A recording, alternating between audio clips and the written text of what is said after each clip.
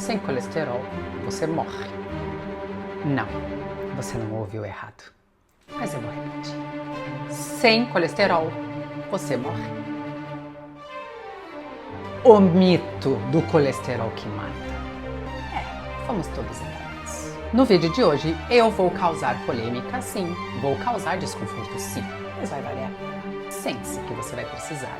Que lá vem história. Então vamos entender o que é o colesterol, essa palavrinha tão mal empregada. O colesterol é uma gordura essencial para o funcionamento do corpo humano, produzido principalmente pelo fígado, cerca de 70 a 85% produção própria, e obtido em menor quantidade através da alimentação. Ele é fundamental para a formação das membranas das células, produção de hormônios como testosterona e estrogênio e vitamina D. Lembrando que a vitamina D não é uma vitamina, é um hormônio também. O colesterol está presente em todas as células do seu corpo. Sem colesterol, suas células não se sustentam. Até na formação da bile ele está presente, que ajuda a digerir gordura. Se você zerasse o colesterol hoje, você não sobreviveria. Agora presta atenção nisso. O colesterol, ele não circula sozinho pelo corpo. Ele precisa de transportadores no sangue, veículos. E esses veículos são chamados de lipoproteínas, o famoso HDL e LDL.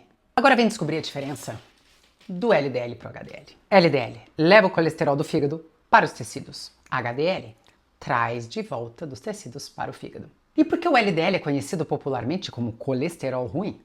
Lembrando que você acabou de aprender que ele não é um colesterol, é uma lipoproteína carreadora, ok? O problema não é o LDL em si. O problema é quando ele oxida e inflama o endotélio, que é a parede dos vasos. E o que faz ele inflamar e oxidar na parede dos vasos, meus amigos?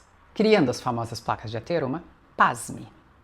Ele está muito mais conectado com a glicose ingerida do que com a capa da gordura da picanha. E agora entra um conceito chave aqui na nossa discussão. Glicação. A glicação é quando o excesso de açúcar no sangue se liga a proteínas e gorduras do corpo e literalmente danifica essas estruturas. É um processo não controlado pelo corpo. Quanto mais glicose circulando no seu sangue, maior a chance disso acontecer. E o que isso tem a ver com colesterol? Tudo. O LDL pode sofrer glicação e quando isso acontece, ele fica mais instável e muito mais propenso à oxidação. Ou seja, primeiro ele glicou, depois ele oxidou, daí ele virou um problema. Virou um problema inflamatório. Além disso, o LDL glicado permanece mais tempo circulando, não é reconhecido direito pelo nosso organismo, aumenta a chance de ser atacado pelo sistema imune. Então, na prática, picos constantes de açúcar no sangue causados por excesso de carboidrato refinado, açúcar, óleos vegetais refinados, alimentação destrambelhada, levam a mais glicação. A glicação não afeta só o colesterol. Ela afeta também o colágeno, causando envelhecimento na pele, os vasos sanguíneos, proteínas do corpo inteiro. E agora o ponto mais importante. O problema não é o teu colesterol estar alto, o problema é ter um ambiente no corpo com glicose elevada, inflamação, estresse oxidativo e aí sim o LDL se torna algo agressivo. Ou seja, não é só sobre gordura. Talvez seja muito mais sobre açúcar. E agora sente de novo, porque você vai precisar. Pois eu vou te contar a parte que ninguém conta. Em que momento os seres humanos passaram a ter medo do colesterol? A implicar com ele? A vê-lo como um inimigo? Vamos lá. Em 1913, um cientista russo chamado Nikolai Anikov fez um experimento. E o resultado do experimento foi a confirmação de que a ingestão de alimentos contendo colesterol causava dano na parede dos vasos. Mas tem um detalhe aí que passou desapercebido na época. Ele usou coelhos para confirmar sua hipótese. Ele os alimentou com colesterol e eles desenvolveram placas nas artérias. Só tem um pequeno detalhe, amigos. Coelho é herbívoro. Herbívoro. Eles não metabolizam colesterol como seres humanos. Mesmo assim, essa ideia começou a ganhar força. Você entendeu que algo intencional ou muito mal formulado foi utilizado, sim? Seria a mesma coisa que eu querer comprovar que couve faz mal utilizando leões no meu experimento para comprovar minha tese. Usar animais 100% carnívoros e alimentá-los com fibra vegetal Qual será o veredito? Couve culpada. E ela vai pagar pelo erro grosseiro de outra pessoa. Décadas depois, em 1953, um fisiologista chamado Ancel Keys, eu já falei desse sapeca aqui pra vocês, como o famoso estudo dos 7 países conduzido por Ancel Keys. Guarde esse nome. 36º vídeo de baixo para cima. Ancel Keys publicou um estudo associando gordura saturada, colesterol e doença cardíaca. Mas era um estudo observacional, ou seja, mostrava associação e não causalidade. Entre 1958 e 1970, ele conduziu o famoso estudo do Seven Country Study, que foi publicado de forma consolidada em 1978. Qual foi o problema grave desse estudo? E eu já falei também.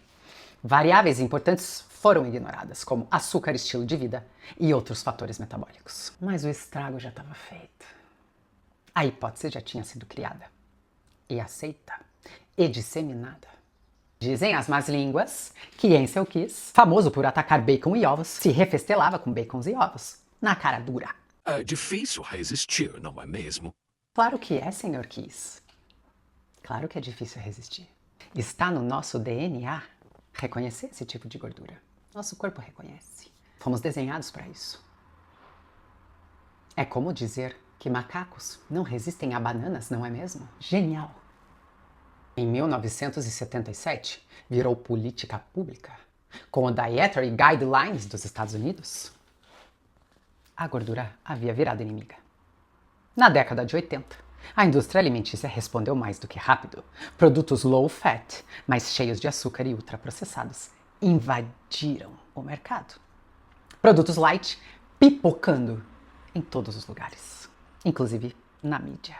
Em 1987 surgiu a primeira estatina, lovastatina. E a partir daí, o colesterol virou alvo direto de tratamento. Assim nasceu um mercado bilionário, ou trilionário. Mas entenda uma coisa, isso não significa que o colesterol não importa. Significa que o problema é muito mais complexo do que te contaram. Hoje a gente sabe que o risco cardiovascular envolve inflamação, resistência à insulina, estilo de vida, qualidade dos alimentos. O colesterol não é o vilão isolado da história. Ele é só uma pecinha dentro de um sistema muito mais complexo. Mas o coitado virou bode expiatório. A hipótese dieta-coração foi criada em cima de uma meia-verdade, de 1/3 da verdade. Sim, o LDL causa placa de ateroma e, por consequência, dano à parede do vaso e pode evoluir sim para um infarto? Sim, mas a manteiga em cima do pão está levando a pior. Tem 2 suspeitos na cadeira. Nós estamos apontando para o suspeito errado. Faz tempo. Fomos induzidos a isso. Quer mais uma estatística avassaladora? Mesmo com estatinas e colesterol controlado, o risco cardiovascular não desaparece. Por isso que o infarto não é causado por um único fator. Ele é multifatorial. Então, se você faz uso de estatinas para proteger o seu coraçãozinho, saiba que uma andorinha não faz verão. O teu coração precisa de muito mais para estar protegido.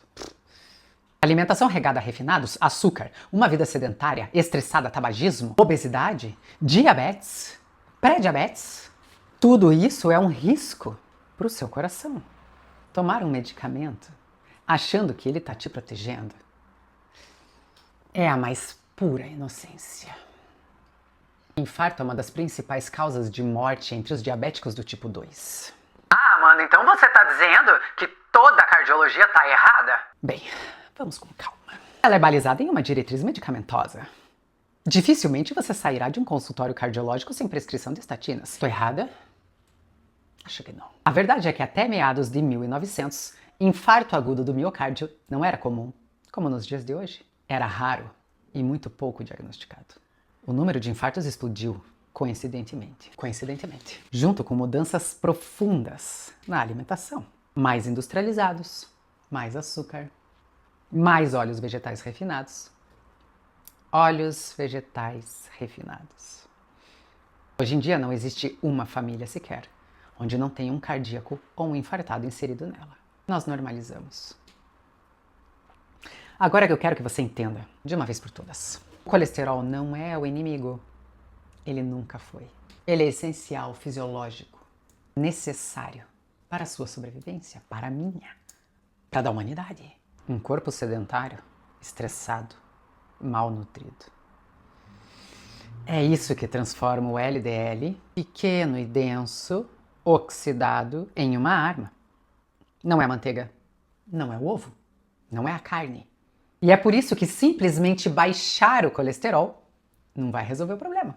Achar que um comprimidinho vai compensar toda uma alimentação terrível, inflamatória, um estilo de vida que, pelo amor de Deus, não, né? Beneditos, não.